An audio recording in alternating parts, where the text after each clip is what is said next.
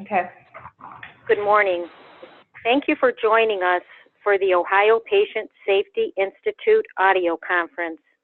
Today's webinar is a multidisciplinary approach to achieve high reliability in the prevention of suicide in the hospital. This is an important topic, with suicide being the 10th leading cause of death in the United States. My name is Debbie Zaneth, and as the moderator for today's session, I will make some introductory remarks before turning the call over to our speakers, Dr. Danilo Polonia and Colette Wolf. The Ohio Patient Safety Institute is a patient safety organization in Ohio working with Ohio hospitals and providers. We are honored to provide this series of effective practices submitted by Ohio hospitals for the annual OPSI Best Practice Award. The Ohio Patient Safety Institute congratulates Ohio Health Grant Medical Center. Ohio Health Grant Medical Center was one of our top scoring OPSI Best Practice submissions. The work done by the team at Grant Medical Center is an example of the great work in patient safety that is occurring in Ohio. If you pre-registered, you should have received the handouts and instructions for documenting your participation in this program in order to obtain continuing education credits. Please sign in using the sign-in sheet that was emailed and return the sign-in sheet via the fax number or to the email address listed. If you did not receive these items, please see your on-site moderator. Additionally, the handouts will be posted to the OPSI web portal if you did not receive them in an email. Please note that a link was emailed to you in order to access and complete an electronic evaluation and request your certificate of attendance for continuing education.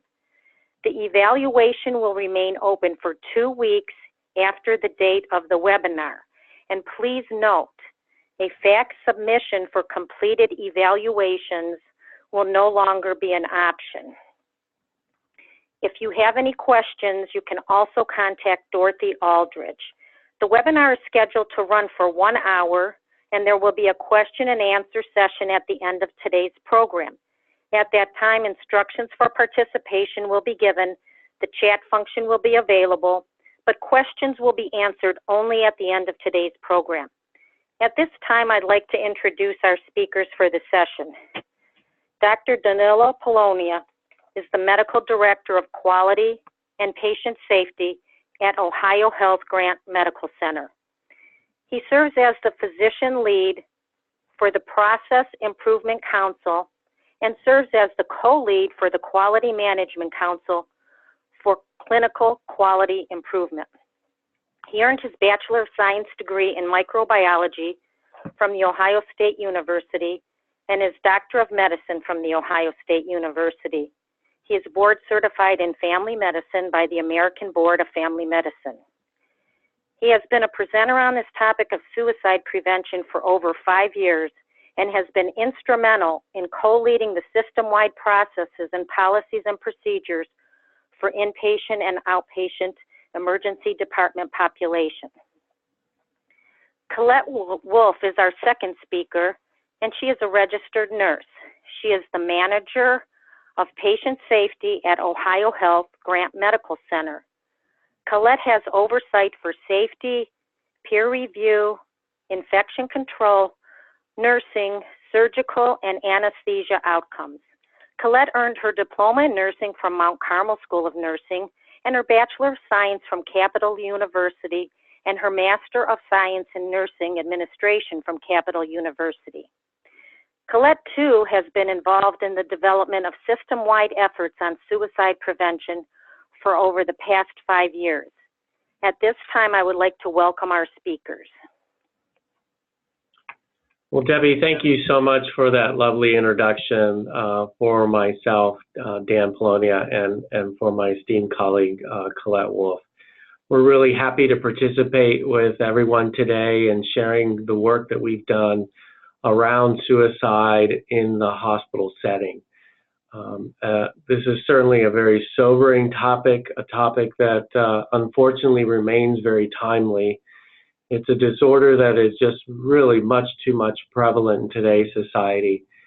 Rates have increased more than 30% in half of the United States, and we continue to see more of this devastating disease. We have heard lately of the high-profile cases with Robin Williams and most recently Kate Spade and Anthony Bourdain. But this also happens in our own communities, including here in the state of Ohio. In the beginning of this year of 2018, it was recognized that we had 6 teenagers over a 6-month period commit suicide in a very small area of northeastern Ohio. And I'm sure all of us on the phone can think about events close to our own homes. So we look forward to sharing a lot of this information in hopes that we can engage you and in thinking about what can we do in our own institutions as this disease continues to be widespread. Our first slide.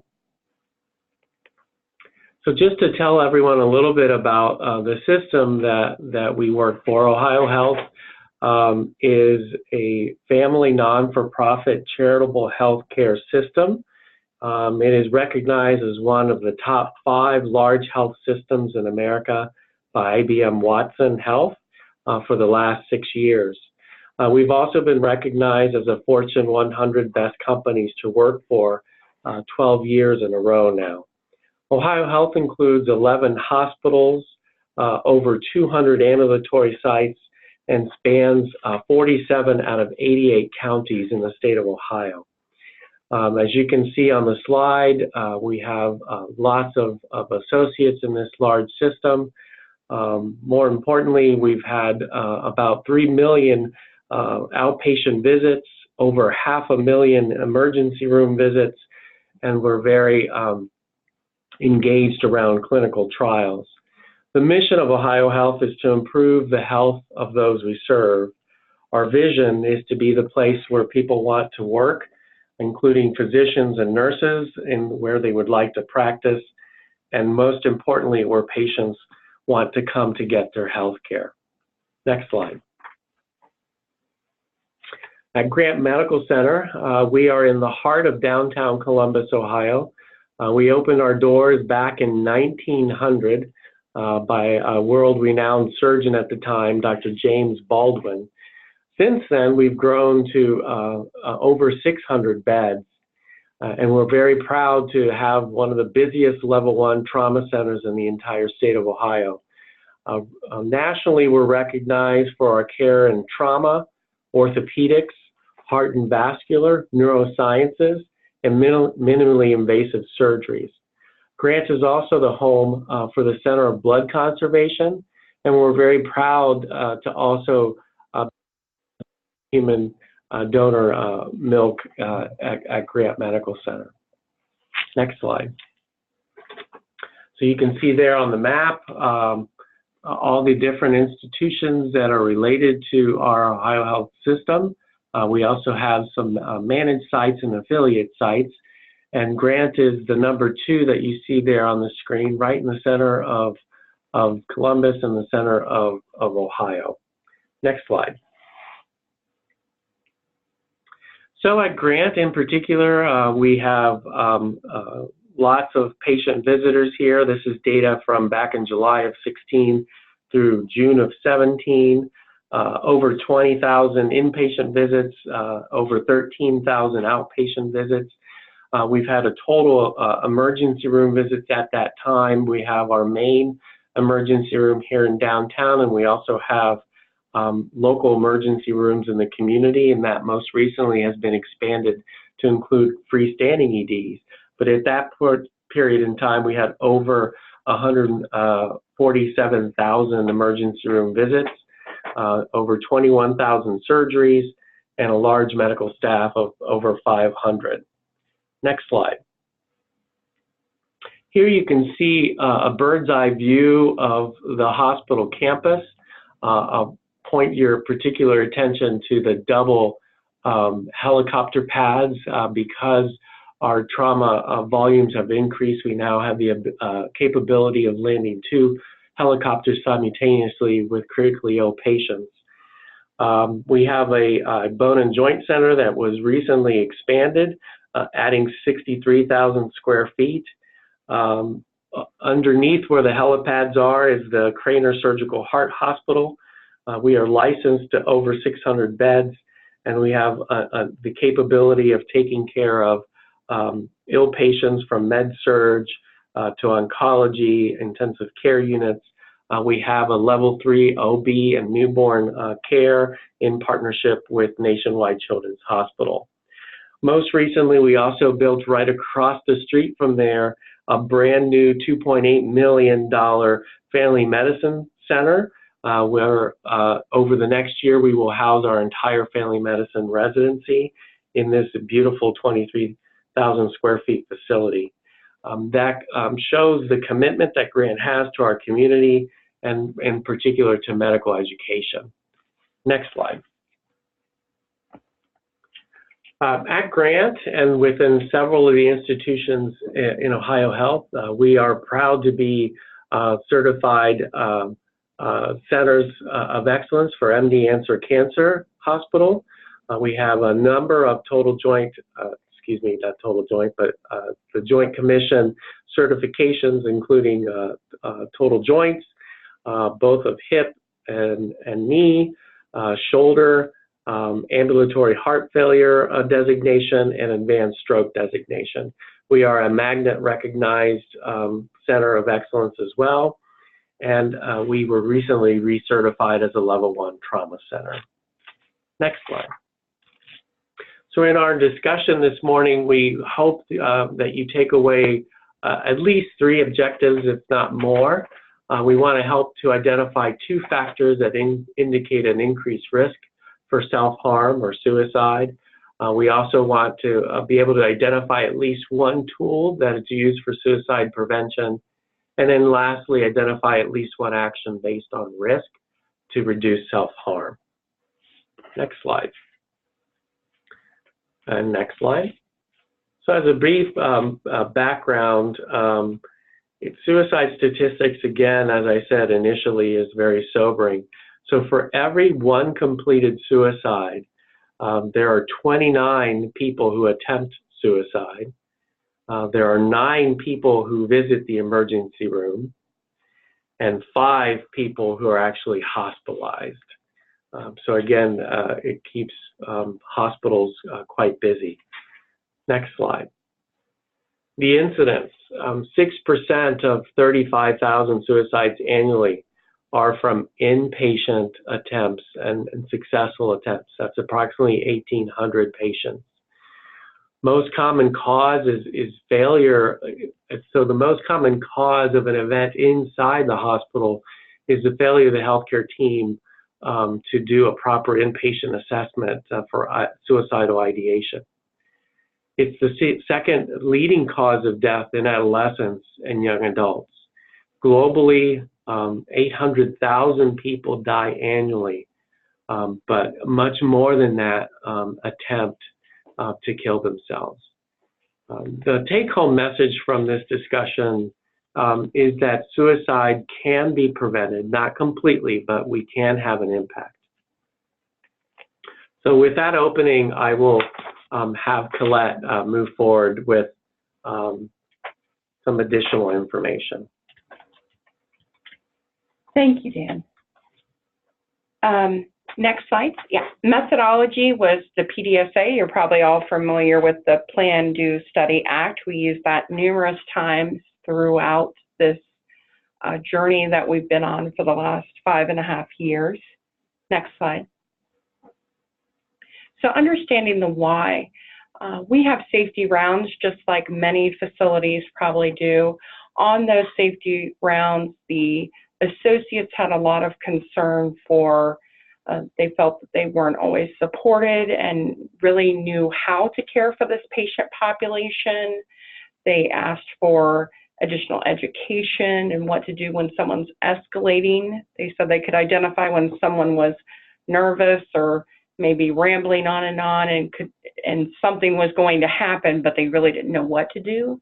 And then just lack of resources for, particularly for nursing, and I have on their PSAs, which are our, unlicensed personnel that work on the floors.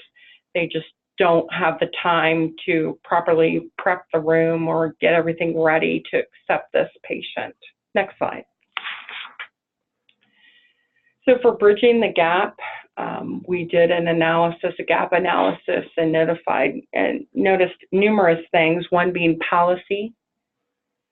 Next was screening and how there was not consistency throughout the Ohio health system. Next is where and how belongings were secured, how the environment was secured was not consistent. And then, as I already spoke to you about education of the staff taking care of these patients.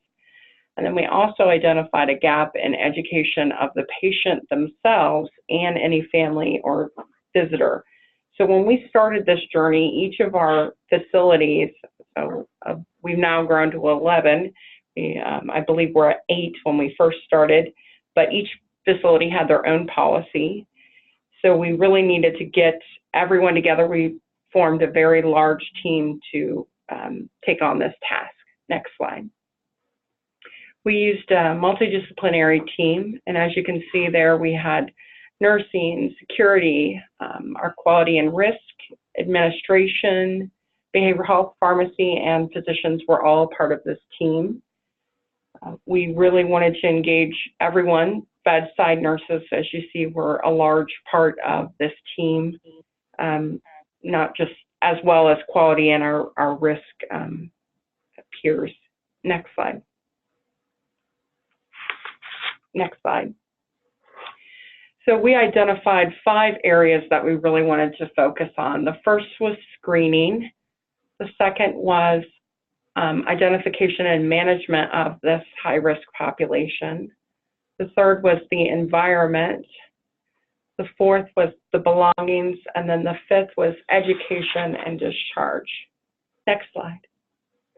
We'll first talk about screening of patients in the ED. I know that this talk is mainly about inpatients, but how the large majority of our patients get to the inpatient world is through the ED. So we have a little screenshot there with, we use Epic. We call it Care Connect in Ohio Health, but that's a screenshot directly from our ED charting. So they ask, do you have thoughts of harming yourself? Have you harmed someone else? Do you have a plan to hurt yourself or someone else? And then in the past 2 weeks, have you attempted to kill yourself? So very direct questions that if people answer yes to, then they start that, as you can see on the screen, the suicide risk assessment, suicide check, putting them in precautions, and then going on. Next slide. So screening of inpatients. So we have a separate pathway in inpatients. When they arrive to the floor, they have a couple of questions that we ask. One is, have you felt depressed in the last 2 weeks, or have you tried to harm yourself in the last 2 weeks? So not as direct as the ED questions, but still getting to the point if someone is at risk for self-harm. If they answer yes to either of these, it triggers them to do the modified SAD person's risk assessment. So we've identified numerous tools to identify people for risk for suicide or self-harm. We have these, you might ask, why do you have so many? It's because we believe that in this very high-risk population, you really need to have double checks and kind of overlapping things so that no one falls through the cracks. So the modified SAD persons tool was updated, I want to say about 8 years ago. So it is scored, you have a different ranking based on the SAD person's scoring. Based on that, next slide, you'll come up with your risk. There is low, moderate, and high, and we'll talk about each of those. Next slide. So for low, we currently do not have any interventions. There's none recommended in the literature for low risk. We do continue to monitor those people as needed. So if they were to make comment later in their stay, then we would reassess them. But low risk is considered, very, very minimal risk. Moderate, we did make a system decision that if someone is at moderate, that we would continue to monitor them, but we would do a formal consult to behavioral health, and then the nurse would then get the experts to the bedside to further assess those people. Moderate is a very small number of people. Typically, people are low or they're high, but we do see those maybe a handful a year at Grant. So it's a very small number, but we did make that decision with behavioral health. They were in full agreement that they would come and immediately assess someone and then make the determination if they should be high or what would be the next step. And then, of course, high, we would immediately begin our suicide prevention measures and immediately consult behavioral health. And we'll talk more about that later. Next slide. So tools for suicide prevention, we use a blue gown. It is a royal blue gown. We use that as an identifier, and we'll talk more about that. Security and the nursing supervisor role, we'll talk about that. Belongings and our order set. Next slide. Identification of suicide patient. We use a royal blue gown throughout Ohio Health as visual management for associates. This has really helped our staff to know who is at risk. We know that they cannot leave their room. They can, if you see someone running down the hall and they're in a royal blue gown, they need to be stopped. All associates have been educated on this, everyone from the president of our hospital down to all levels. So all of our dietitians know, all of our security knows, all of our medics, our registration, just lab knows. And that's really so that people can immediately know, okay, I need to take extra precautions when I'm in this room, to not leave anything here if I'm a phlebotomist drawing lab, if I'm nutrition services, to know what I can bring into the room and what I can't. If I'm registration, to know I can't leave a pen in the room after they've signed their registration, all of those things. So it's very well known throughout our system that royal blue gown is for suicidal ideation. All clothing is removed. We do respect the religious beliefs of all people. So if someone, for example, has a head wrap, we do ask them to take it off so that we can check their head and make sure that they don't have anything that they could harm themselves with, but then we do allow them to put it back on. We do take into account that there are people that have been sexually assaulted, and so for them to give up their undergarments can be very traumatic. So what we do to provide is mesh underwear that rips away, so you couldn't harm yourself with the underwear, so we do provide that. Otherwise, all clothing is removed. Next slide, please. So here you, excuse me, here you see a snapshot of part of the order set. So this is an order set that our large multidisciplinary system team spent quite a bit of time on, that went through a number of iterations. And this is where the large team all agreed on the aspects of the order set. So this is a very important tool in our work to reduce harm to our patients. As you can see there, it has a number of things at the top that helps to address other additional chronic problems of patients. For example, those patients who are smokers, we want to make sure that we address their need for some type of nicotine withdrawal medications. Again, these patients are not allowed to leave their room. They're not allowed to go outside and smoke.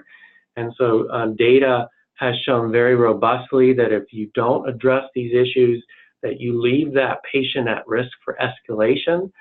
So we're very thoughtful about the nicotine replacement therapy. We also want to make sure that we understand any alcohol use of our patients and make sure that we are addressing the risk of them going through alcohol withdrawal. And so that's the second bullet point that you see there. And then lastly, and I'm sure almost all of you on the phone are dealing with opiates and those patients who are opiate tolerant, and in making sure that we are addressing their needs to prevent any opiate withdrawal. And so we have a specific opiate withdrawal order set that is to be utilized in those patients. And then lastly, the importance for discharge. I want to make sure that all these patients receive suicide prevention discharge instructions that are recommended. Beneath there, you'll see some nursing-specific interventions. The issue of communication with nurses. They are to discontinue. So it stipulates inside of there the different pieces that nurses are to be doing. It's recognized that these patients, because of their high risk, they need a one-to-one sitter with them. As Colette very nicely discussed, patient belongings also need to be taken away, and so there's a specific checklist to help guide exactly what those belongings that we should be recovering and will return to those patients once they're safe to receive those back. And then we also have a suicide precaution checklist for our nursing personnel to utilize. Any in addition to that? Next slide, please. This is another very important aspect of the care of our patients. As you can see there on the image, we have very specialized trays for patients at risk of harming themselves. These trays are set in such a way that there is to minimize the risk of a patient utilizing anything on the tray that they could use to harm themselves. There is a lot of redundancies built into this. So you can see there that it forces you, these are automatically checked that there is the type of diet and that is a specialized suicide prevention tray.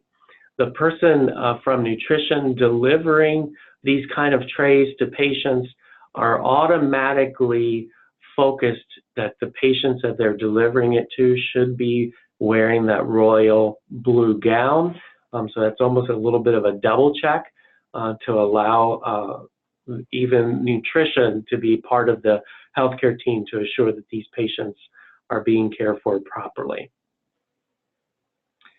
And then these patients, as Colette mentioned, do receive an inpatient consult to behavioral health. So one quick thing that I would add is that we have a double check, as we were saying, with nutrition services. They get an automatic report before each meal to know who is on suicide precautions throughout the hospital. So that's just another layer that we built in for our nutrition services so that they wouldn't accidentally take silverware and that type of stuff up to the room. Excellent. Next slide, please.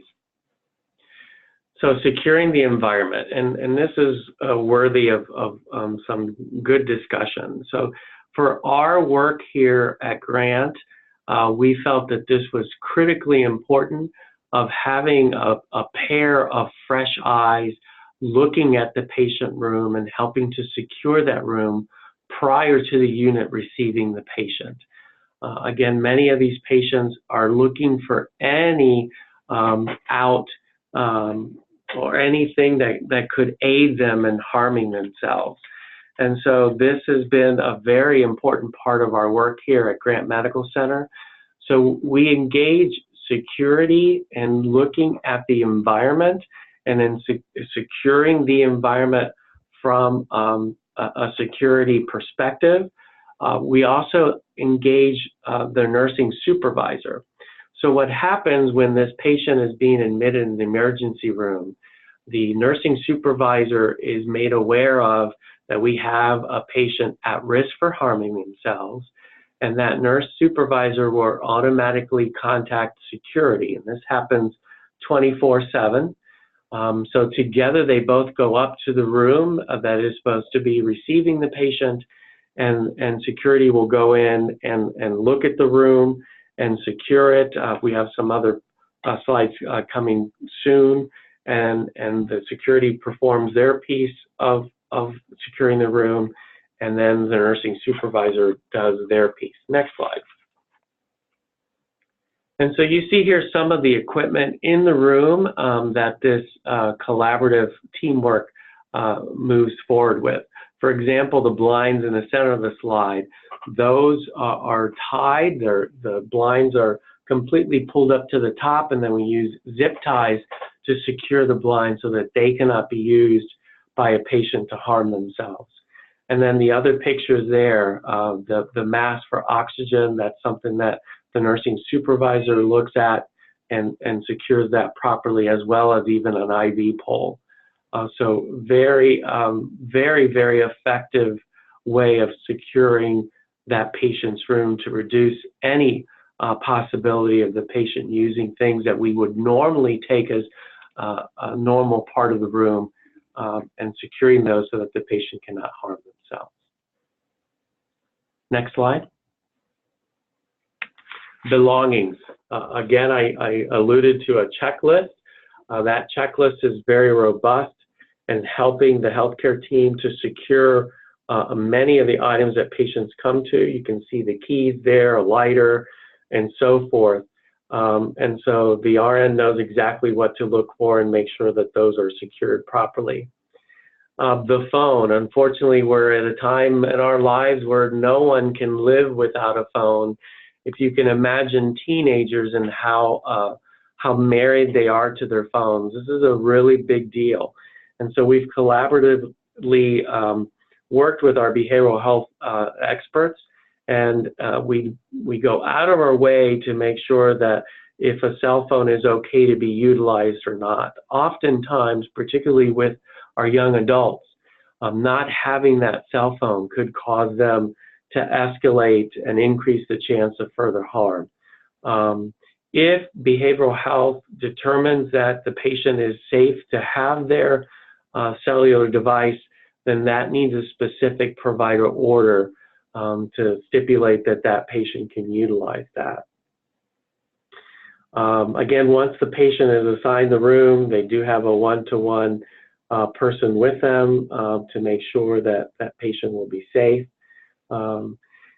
Initially, there were some concerns with the healthcare team that in order to secure the room and how much time would that take and would that affect our throughput from the ED. But over time, we have learned that, in fact, this has not made a negative effect in that. This is a very efficient, effective way of caring for this patient. We average somewhere between 5 to 6 patients per day, so the volume is not very, very large. And again, this is something that that the healthcare team has incorporated into their daily work. And for the team that does the security and the nursing supervisor, I use that term because I feel that's more common than our supervisors are actually, their title is nurse administrator, but some people think that means like a high-level executive. So it's our nursing supervisor. They report that we audit them occasionally, and they report it takes 4 to 5 minutes for them to do the room check.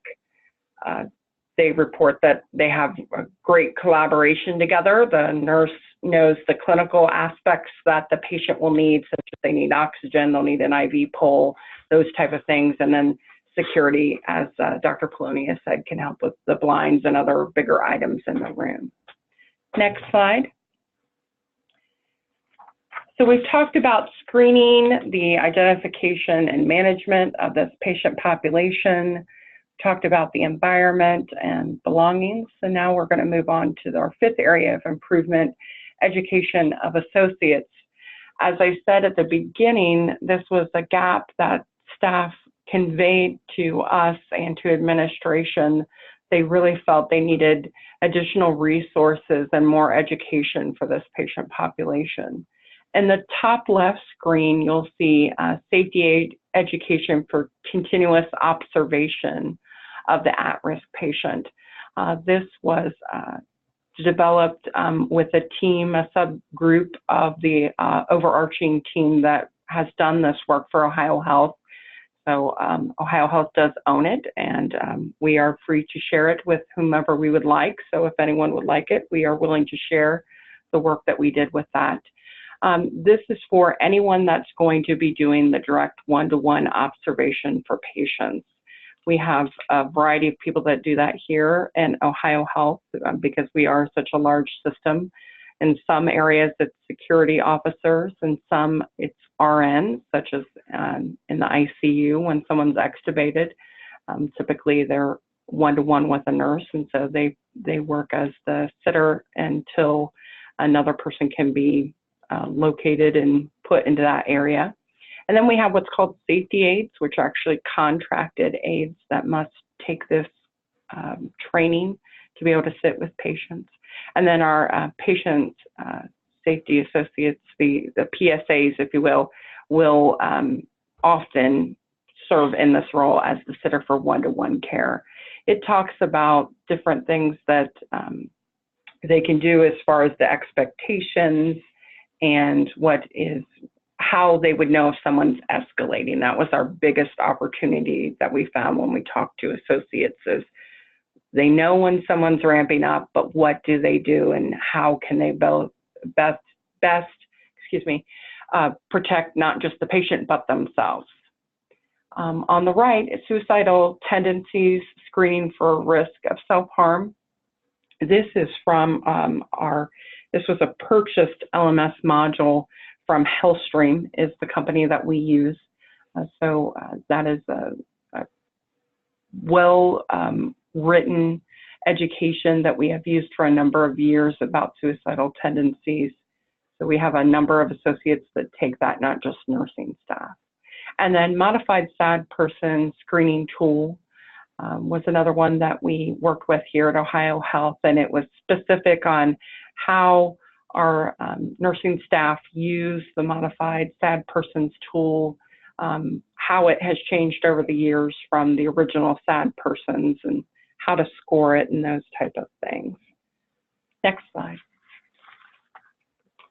So sitter one-to-one training, as I said, they're explaining the need for suicide precautions, escalating behavior, that some people can clench their fist, clench their jaw, talk rapidly, pace back and forth. We've seen patients do push-ups, those type of things. Those are all signs of escalating behavior.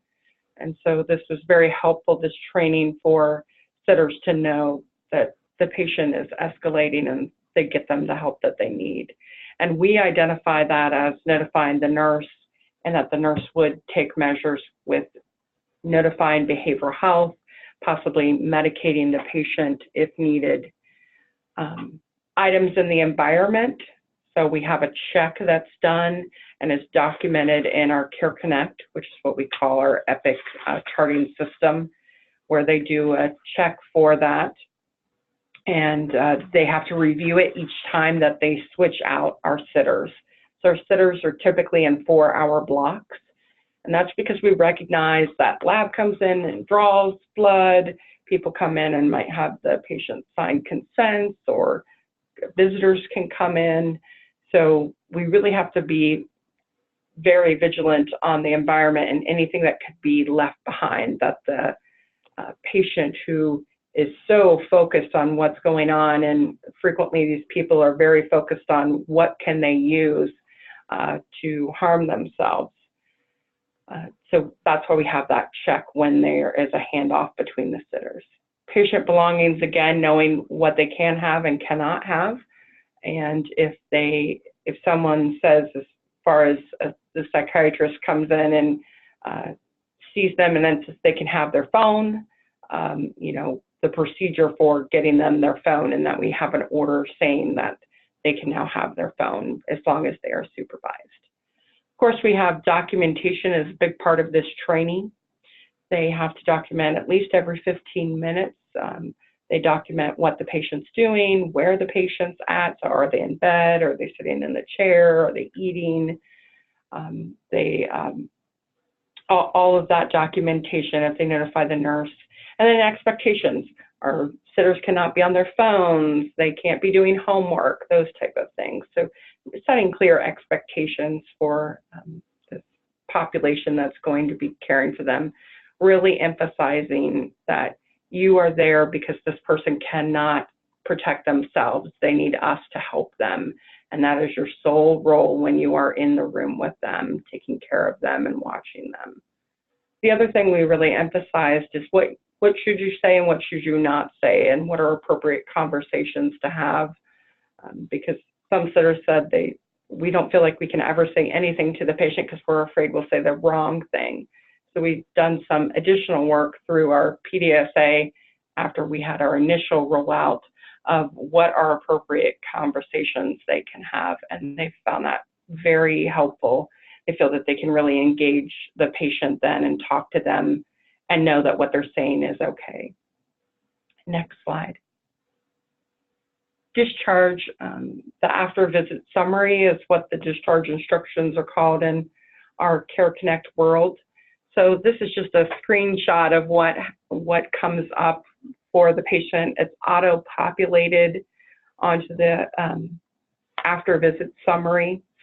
The county number is based on the patient's address. So that is why we do have the national hotline there. NetCare is our very prominent place here in Central Ohio. So I pulled this from a Central Ohio chart because it was from a grant case.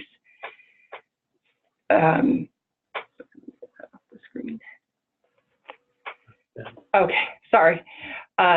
So that's why we have the national hotline. So in case the county that gets pulled in would be incorrect, because some of our patients don't always give us the correct address. That's why we've always included the national hotline. We also have online resources for them, and that is, you'll see that on the right side of the screen. Just to give them additional information, this does meet all the Joint Commission requirements, which is a huge thing that they look at, is what are we giving them moving forward, what kind of resources that we have. We have found that the online resources are utilized a lot by our pediatric population. We're not a pediatric system, but we do get a lot of 13 to 17-year-olds, particularly in our freestanding EDs and our outerlying facilities. So they really like the online resource option. We've gotten some good feedback on that. Next slide. So audits, we have created we have a banner. We have numerous banners, but one is suicide equals that we're high-risk suicide. This appears at the top of the patient and the banner for wherever they are and whoever logs in, because if you're familiar with Epic, each person has a slightly different view. So Dr. Polonia's view as a practitioner is different than mine as a nurse. But if we were to log into a patient that is on high suicide risk, we would see this royal blue banner. We kind of use that as a theme throughout for our facility. Keeping with the same color system has been helpful to identify these patients. So it's immediately you know that this person is on high suicide risk precautions. We have audited we began with just identifying suicide risk. Was that completed? Our modified SAD person's assessment, if that was completed, and then looking at the environment checklist and the belongings. Next slide. Based on those audits, we did some enhancements based on the PDSA cycle, and we'll talk about those. Blue tote, keeping with our blue theme, a checklist for that, fentanyl patch, we'll talk about that, and our interactive poster. Next slide. So the blue tote for belongings, this was brought to us by a staff nurse that identified that we use these, as many of you I'm sure do, these plastic clear bags for patient belongings, and you typically label it with a patient label. I apologize for the squad in the background. We are near the ED. So a staff member said, you know, the clear bags all look the same. Could we identify our patients that are at risk for self-harm with something unique? So we came up with this blue tote. We literally bought them from a local store. We started off with 10 of them just to kind of do a test pilot here at Grant Medical Center. So all of their belongings go in the tote, it gets secured, and then there is a designated place on each area for all the units.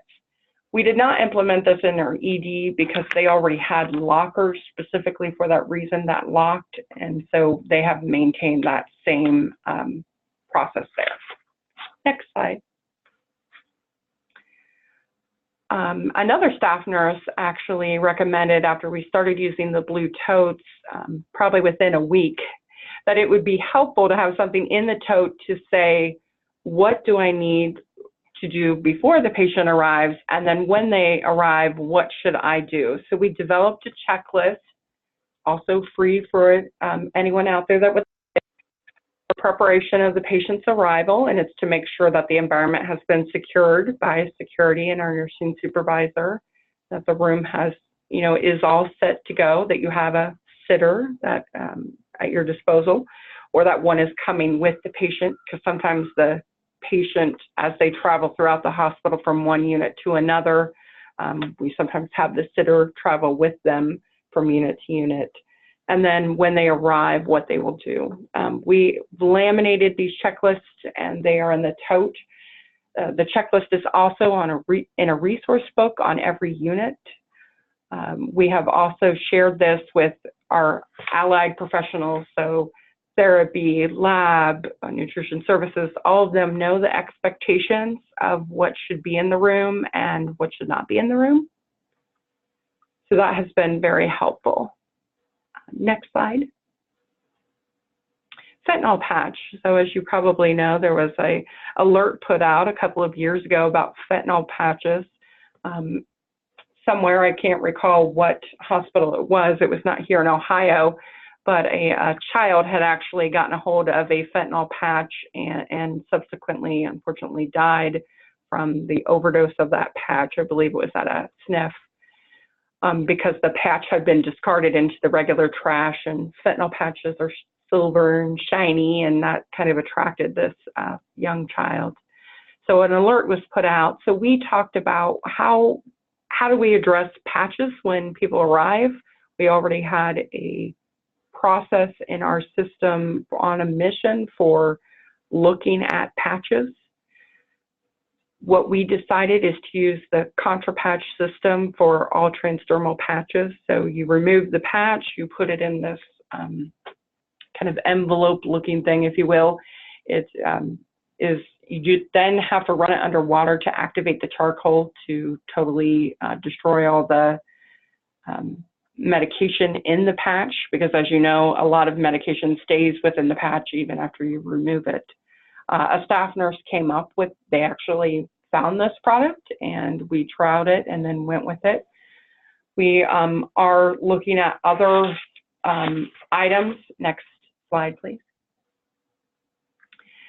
So the contra patch, while good, it is a process. You do have to run it underwater for several minutes, and it does take time away from the nurse's duties. So they asked, could we come up with something easier? So this is what we are moving to now. It's called the Cactus Smart Sync system. You can put pills in it, liquids in it, and there is a patch slot, as I have highlighted there in the box. So you can put all of these different things. I keep them in our Pyxis rooms and throughout the units. We've just implemented this here at Ohio Health and are slowly rolling it out. But very convenient. You just take the slot, you take the patch off, put it in the slot, and it's the slot, and it's discarded. It is a secured and locked system. So the nurses are very excited about this system. Next slide. interactive posters. A nursing, so we have shared governance as part of our magnet designation. We have 4 main councils. One is on nursing quality and patient safety. And they actually designed this interactive poster based on audits that we've completed that people were doing the modified SAD screen.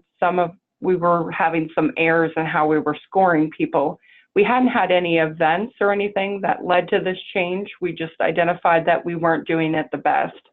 So we had a couple scenarios. There was a takeaway test for nurses to do, and this was all staff nurse driven. We also had help from our facilities team, our transporters that wanted to know what could they have, and making sure that when they transport someone, their biggest takeaway that they had is to make sure that they take off the IV pole. So most beds have an IV pole that can go on and off.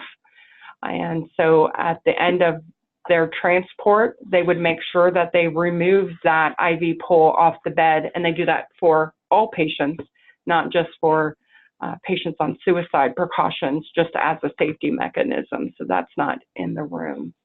So this had great impact on our nursing staff. Next slide. As many of you probably know, September is Suicide Awareness Month. So twice a year we do big rollouts from this Nursing Quality and Safety Council. We educate on units. We have audits of the windows throughout our facility. In case you're unaware, the #1 cause of suicides in the hospital setting is jumping. So we take that very seriously. All of our windows are locked in our facility. We are an older building, as Dr. Polonia pointed out. We've had many remodels, but still some of our windows do open. So they are all screwed shut. So we do an audit every September to make sure that they are still secured. So we do a push out usually in March and then again in September here, but September we have a lot more activities that we do because of it being a nationally recognized month for suicide awareness. We also make sure that the totes, lockers, everything are in good condition when we do this biannual review.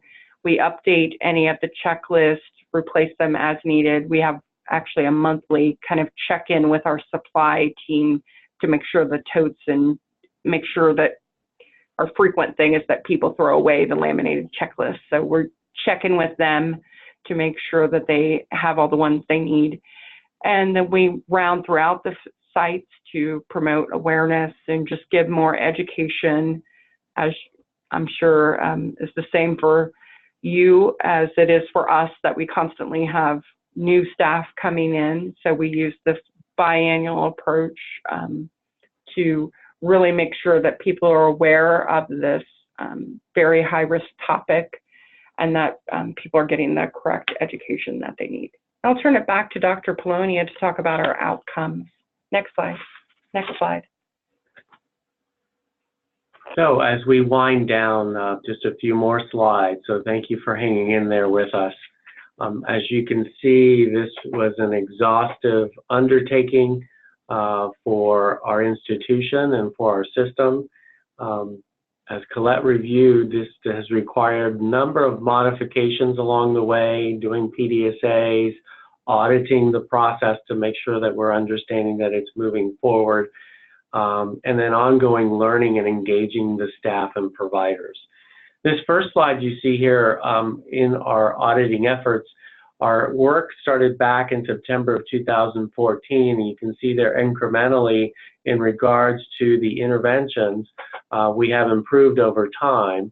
One of the biggest things that made an impact was what Colette was speaking to earlier, the combination of the blue tote and the checklist. As you can see there, the combination of those two interventions really helped us to get up to that 100% mark and have been able to sustain that. But a really nice slide that shows you the different interventions and the impact of each. Next slide. In regards to the modified SAD persons being completed correctly, this was also very instrumental in this work. We did realize, as Colette had alluded to earlier, that sometimes performing the modified SAD, and particularly the scoring, we had opportunities to improve to make sure that we were all doing that equally.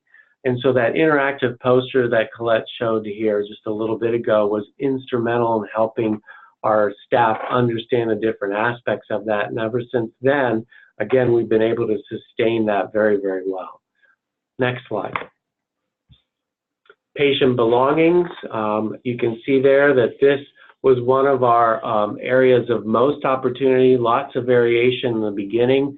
But again, after we added the blue tote and the checklist, those two interventions really set us up for lots of great success, and we're able to sustain that over time.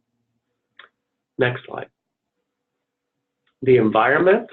This is again looking at how well we were able to secure the environment. Again, a little variability there in the beginning, but I have been able to sustain that with the two.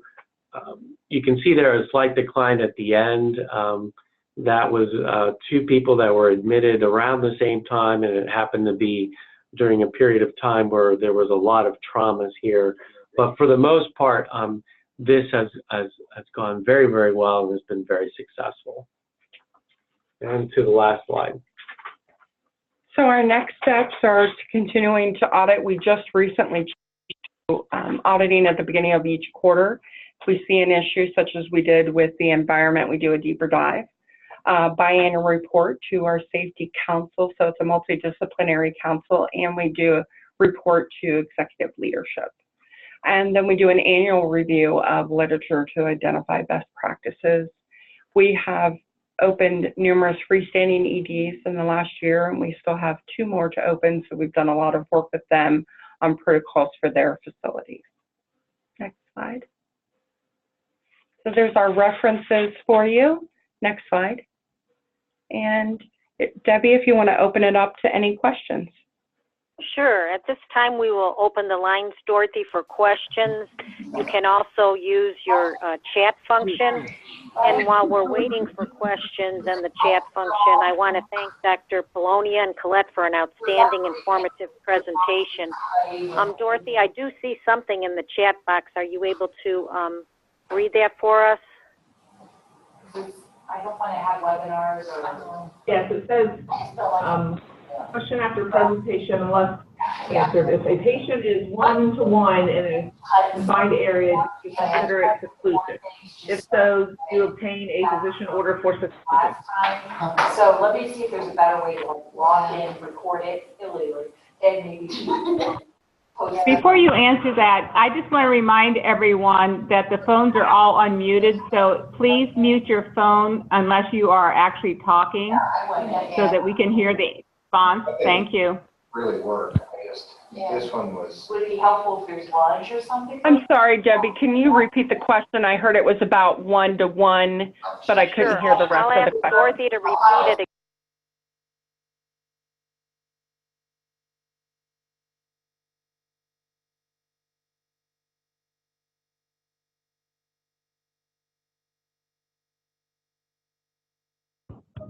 Question was, if a patient is 1-to-1 in a confined area, do you consider it seclusion? If so, do you obtain a physician order for seclusion? Oh, she must be still muted. Over the last several years, again, we work very closely with multiple disciplines. We've even had Joint Commission come through, and this was all recognized as best practice, and there's been no concern that this is seclusion. Great. There's another question that says, which risk level do you initiate the items being removed from the room, or do you do this for all patients regardless of low, medium, or high risk? It is done with high risk.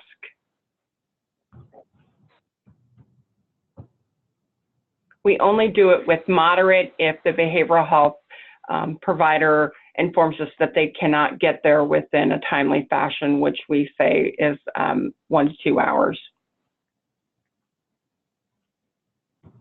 And I just have one question as well. You know, if a patient needs to reach out to a healthcare provider, what system do you employ for them to call you? Many organizations still have those, you know, call buttons, but obviously the cord would be something that would be, you know, a high-risk item. Do you have any special means that they use to contact the staff if they need something? Typically, the sitter that is in the room, who never leaves the room, would contact the staff. They could use the call button, or we have Voicera through our facility, so they can Voicera a staff member. But typically, they would hit the call button. We do shorten the cord in the room. Okay. All right. Any other questions at this time? While we're waiting, just to see if there are any other questions that come into the chat box or any other questions that are made to the floor, I just want to remind you of the importance of completing the online evaluation in order to obtain your continuing education credits. And I hope that you are able to participate in our last session in the 2018 OPSI Audio Conference Series. And this session is scheduled for Thursday, August 2nd at 11:30, and Nationwide Children's Hospital will be presenting Improving Antipsychotic Medication Safety in Children and Adolescents. And Dorothy, can you tell me if there are any more questions in the chat box? Not at this time. Okay, at this time then I want to thank again Dr. Polonia and Colette and all the individuals at Grant Medical Center for an outstanding job. And we thank you for your time and sharing with us the presentation. Colette, I probably will reach out to you in terms of those 2 resources, the education resource that you mentioned you would be willing to share, and then the patient's arrival checklist that you would be willing to share, so that we could maybe distribute that information to the attendees on the call. And once again, thanks to our attendees for signing up for the conference, and we hope it was beneficial for you. Have a great afternoon now. Thank you.